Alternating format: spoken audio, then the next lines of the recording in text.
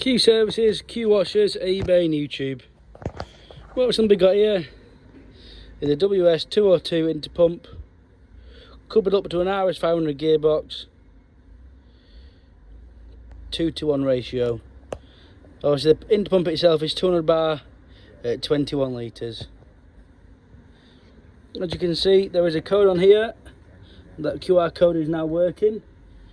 So if you go into that QR code, that will give you all the details of the pump that's in front of yourself, what kits you need in, how to repair it, and all that kind of stuff.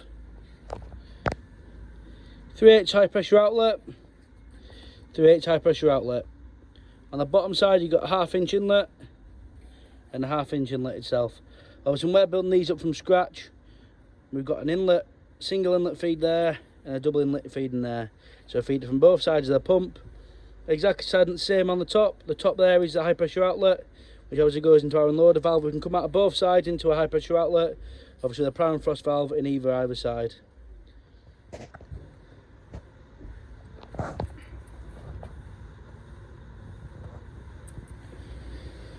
These can obviously be put together with whatever we need as a complete unit or as a bare unit.